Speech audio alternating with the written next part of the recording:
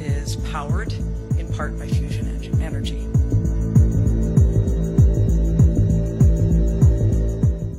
The Fukushima disaster reminded us all of the dangers of uranium-fueled nuclear reactors. The nuclear power plant, which was severely damaged by the earthquake on March 11, 2011, is home to a total of 6 reactors, all of which went operational in the 1970s. The subsequent struggle to contain the fuel rods and keep them cool brought to light just how energetic uranium fission reactions are and how difficult it is to maintain control over them.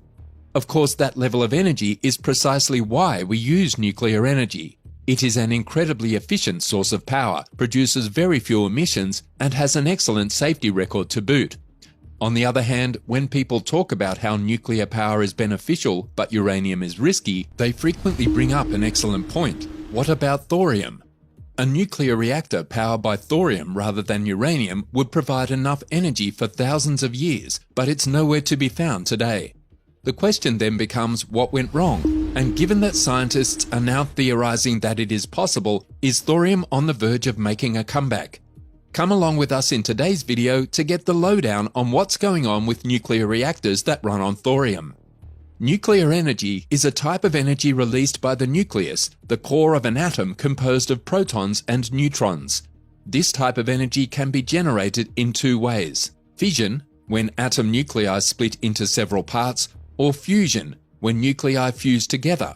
Current nuclear power plants use fission to produce electricity, while research and development into fusion power plants continues in the background. So what exactly is nuclear fission? Nuclear fission is a reaction in which an atom's nucleus splits into 2 or more smaller nuclei while spewing energy. When hit by a neutron, the nucleus of an atom of uranium-235, for example, splits into 2 smaller nuclei, such as barium nucleus and krypton nucleus, as well as 2 or 3 neutrons. These extra neutrons will collide with other nearby uranium-235 atoms, splitting and producing additional neutrons in a multiplying effect, resulting in a chain reaction in a fraction of a second. Every time the reaction occurs, energy is released in the form of heat and radiation. In a nuclear power plant, the heat can be converted into electricity in the same way that heat from fossil fuels such as coal, gas, and oil is used to generate electricity. Uranium is a metal that occurs naturally in rocks all over the world. Uranium contains a number of naturally occurring isotopes, which are forms of an element that differ in mass and physical properties but share chemical properties. Uranium is made up of 2 isotopes, uranium-238 and uranium-235. Uranium-238 makes up the majority of the world's uranium, but cannot produce a fission chain reaction. Whereas uranium-235 can produce energy through fission, but accounts for less than 1% of the world's uranium. To make natural uranium more likely to fission, the amount of uranium-235 in a given example must be increased through a process known as uranium enrichment.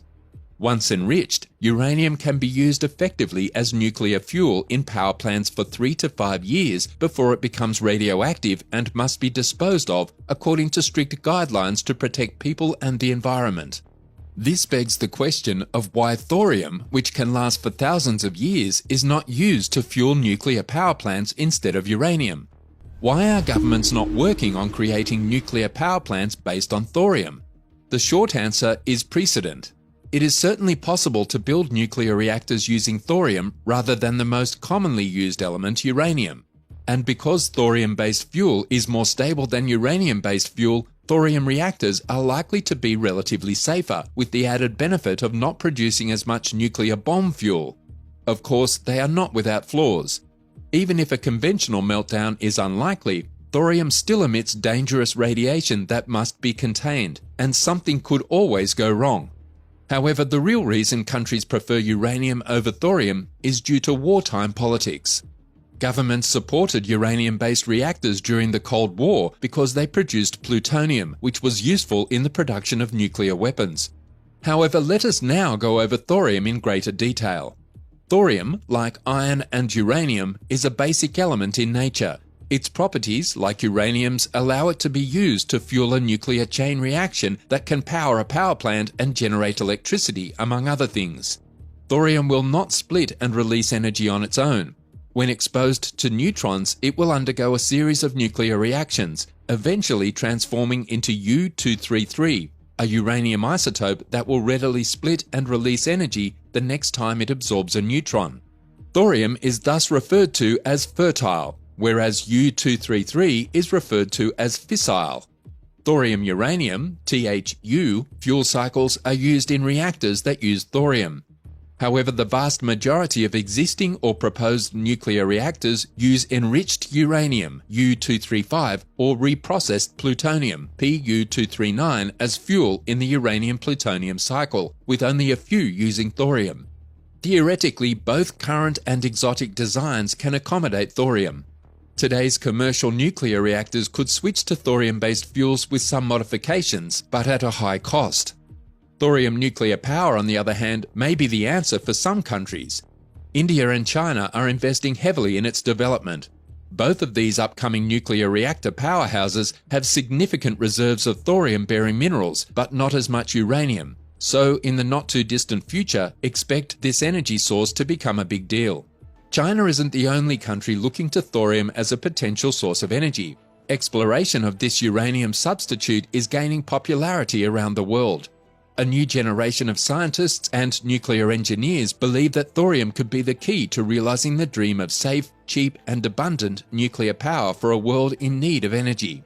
Thorium deposits, which are estimated to be 4 times more abundant than uranium, are widespread. Significant reserves have been discovered in China, Australia, the United States, Turkey, India, and Norway.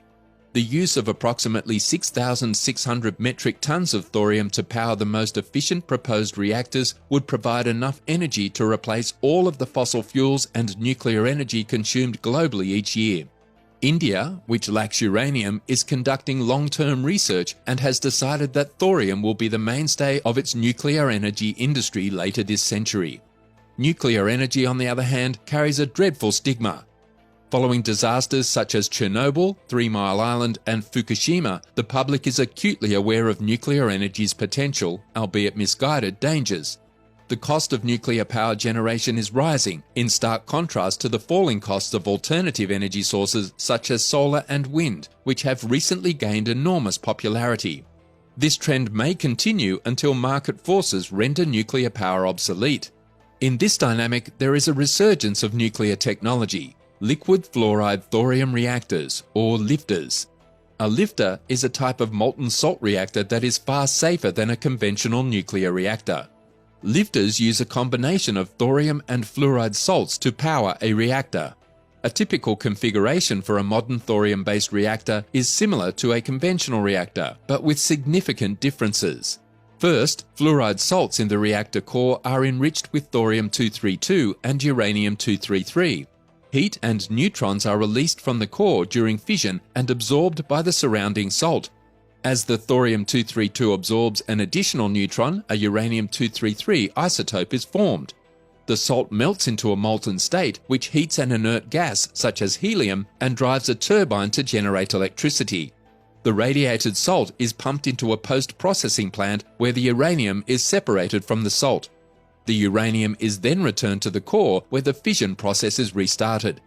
Thorium reactors generate far less radioactive waste and can reuse separated uranium, making the reactor self-sufficient once operational. Unlike traditional high-pressure nuclear systems, lifters are designed to operate as a low-pressure system, creating a safer work environment for workers who operate and maintain these systems. Furthermore, because fluoride salts have very high boiling points, even a large increase in heat will not result in a massive increase in pressure. Both of these factors significantly reduce the possibility of a containment explosion. Because lifters do not require extensive cooling, they can be placed anywhere and are air-cooled. If the core fails, gravity will allow heated, radiated salt to spill into passive via underground fail-safe containment chambers, which will be capped by an ice plug that melts on contact. Lifters have numerous advantages. Any remaining radioactive waste cannot be used to make weapons. The cost of fuel is significantly lower than that of a solid fuel reactor. The salts are about $150 a kilogram, and thorium is about $30 a kilogram. If thorium becomes popular, the cost will fall because thorium is widely available throughout the Earth's crust. Thorium is found in concentrations more than 500 times that of fissile uranium-235. Thorium was previously discarded as a byproduct of rare earth metal mining. Extraction could yield enough thorium to power lifters for thousands of years. The material cost for fuel for a 1 gigawatt facility would be around $5 million. Because lifters use thorium in its natural state, no expensive fuel enrichment process or solid fuel rod fabrication are required, resulting in significantly lower fuel costs than a comparable solid fuel reactor. Unlike a conventional reactor, post-chemical reprocessing would allow a lifter to efficiently consume nearly all of its fuel, leaving little waste or byproduct. Finally, a thorium plant will operate at approximately 45% thermal efficiency, with future turbine cycles potentially increasing overall efficiency to 50% or higher, implying that a thorium plant can be up to 20% more efficient than a traditional light water reactor. However, there are a few obstacles to overcome when using lifters. There are significant gaps in research and materials required for lifters. The post-processing chemical facilities that would separate uranium from the molten salts for reuse have yet to be built. Each reactor would require highly enriched uranium to start, which would be very expensive. Scientists believe that a $5 billion investment over the next 5 years could result in a viable reactor solution in the United States, but with limited funding for thorium, this vision is unlikely to come true. Should countries around the world begin to invest more in thorium? Tell us in the comments section below.